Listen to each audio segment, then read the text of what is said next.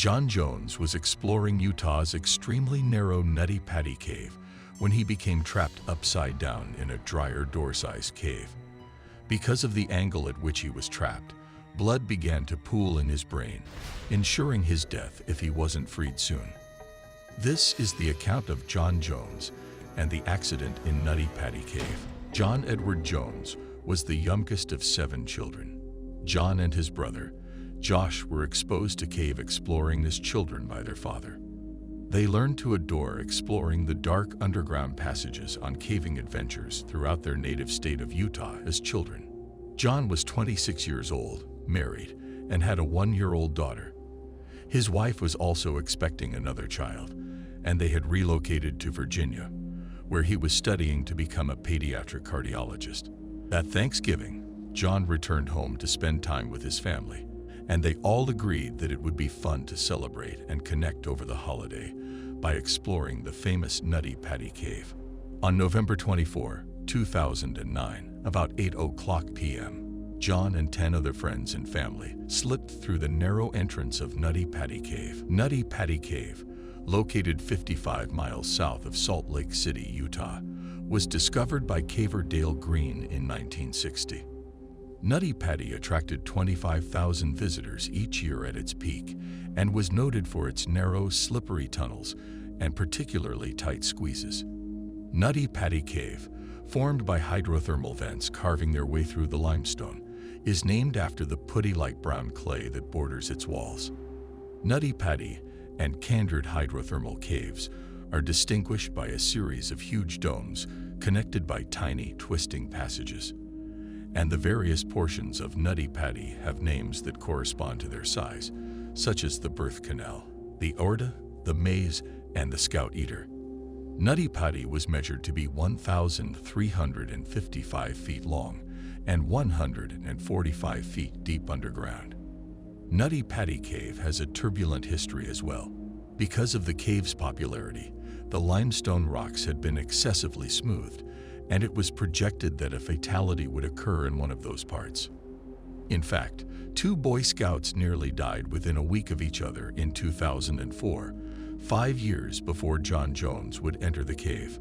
In one of those incidents, it took 14 hours for rescuers to extract a 16-year-old scout from a cave using a sophisticated system of pulleys. After this tragedy, the cave was closed to visitors and did not reopen until May of 2009. A barrier was also constructed at the entrance, and guests were required to book ahead of time to ensure that only one group entered the cave at a time. The group visited the cave's largest room, known as the Big Slide, after entering it. Following that, John, his brother Josh, and 2 friends decided to seek out a more difficult portion known as the birth canal. The birth canal is a narrow squeeze that lowers down and opens up into a wider chamber, giving the impression that you're being birthed as you exit. Therefore the name. John noticed a hole in the wall that he assumed led to the birth canal and went in head first. He crept down his tummy for a while, but couldn't see where the tube expanded up any farther. In fact, it became narrower as he went along. It's unclear where John was in the cave at this point. Some accounts believe he entered the birth canal correctly but then detoured into Scout Eater, but others believe he was in Ed's Push, a tunnel adjacent to the birth canal. In either scenario, these tunnels do not lead somewhere large enough for a person and remain unexplored as a result. He eventually came to a dangerous slope in the tunnel that practically plunged straight down. Perhaps believing that this was the drop he was seeking for in the birth canal, John inched his way down the 10-inch by 18-inch tunnel. Soon after, John realized he'd made a major error, and the tunnel didn't even open. It got increasingly narrower, and he was now upside down. The first person to find John was his brother Josh, who tried pushing him up and out of the tunnel but was only able to move him a few inches before John slipped out of his hands and back into the crevice. When John slipped back in, he became much more stuck in the crevice, with one of his hands locked beneath him and the other forced backward. Only John's feet and ankles remained protruding from the crevice. Recognizing the gravity of the situation, John and Josh said a quick prayer before Josh dashed out of the cave to seek assistance. Susie Motola was the first rescuer to arrive, and by the time she arrived at 12:30 a.m., John had been stranded for 3 hours, 400 feet inside the cave and 100 feet underground. Susie approached John's black running shoes, which were the only item visible in the tunnel, and John replied, "Hi, Susie. Thank you for coming, but I really need to get out of here." Hundreds of rescuers arrived over the next few hours and worked to liberate John from the cave. They explored several ways to release him, including lubricating the cave walls to allow him to slip out.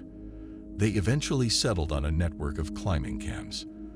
The rescuers would then feed a rope through the cams and link it to John's legs, pulling on the other end of the line to lift John up from the fissure. They began drilling away at the slabs of rock to widen the tunnel as they mounted the cams. Unfortunately, due to the narrowness of the channels, the drilling was slow, and it would take over an hour to remove just a couple of inches of rock. Another factor hindering the rescue was John's body posture.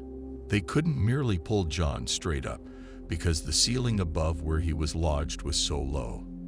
They'd have to pull him up a little bit, then readjust, pull some more, then readjust some more. The initial attempt, using only the climbing cams, was unsuccessful, so rescuers opted to feed the rope through pulleys affixed to the cave walls. Because of the narrowness of the cave, this was an excruciatingly lengthy operation, and despite the fact that a team of nearly 100 rescuers worked desperately to pull John out, only one person could access John at a time. Meanwhile, John's condition was deteriorating 19 hours into the rescue. As time passed, John began to have difficulties breathing and alternated between being calm and scared. Around the same time, a two-way radio was smuggled into the cave and lowered down to John so he and his wife could communicate. Despite their fears, they sought to console each other as best they could. Finally, rescuers completed drilling the holes and attached the pulleys to the cave walls. Then 8 men seized one end of the rope and began pulling John out of the fissure. John's legs were in a lot of agony after spending so much time upside down, so the team had to stop periodically to give him breaks. They did, however, eventually manage to lift him high enough for one of the rescuers to make eye contact with him. He appeared exhausted. His eyes were red, and he complained about leg discomfort, yet he smiled at rescuers. After one final rest, the rescuers hauled John up again, and he was almost out when the entire crew collapsed when the rope became free in their hands. When one of the pulleys broke loose from the cave's wall, the closest rescuer was struck unconscious. When he awoke, the tunnel was too dusty for him to see anything. When the dust settled, he noticed that a large piece of granite with rope wrapped around it had broken, allowing the pulley to free itself. At the same time, he noticed John had slid back into the crevice. This time, he appeared to be considerably deeper than previously. The rescuer had also sustained severe facial injuries as a result of the impact and had to be replaced. When the next rescuer arrived, he saw that John's respiration was more shallower and less frequent, indicating that he was now fighting for his life. The new rescuer feverishly attempted to drill a new hole for the pulley, but was replaced after exhausting himself. Another new rescuer arrived, and the next replacement attempted to speak with John, but received no answer. A medical practitioner walked into the cave where John was and proclaimed him dead at midnight on November 25, 2009. Cardiac arrest was determined to be the official cause of death. Additionally, 137 rescuers worked for 27 hours straight to save John Jones from the Nutty Putty Cave. The following day, authorities judged that retrieving the body would be too dangerous, so cement was poured over the opening, and John's body has stayed there ever since. If you enjoyed the video, please hit the like and subscribe buttons, as well as the bell icon, to be notified when we post another bizarre disaster.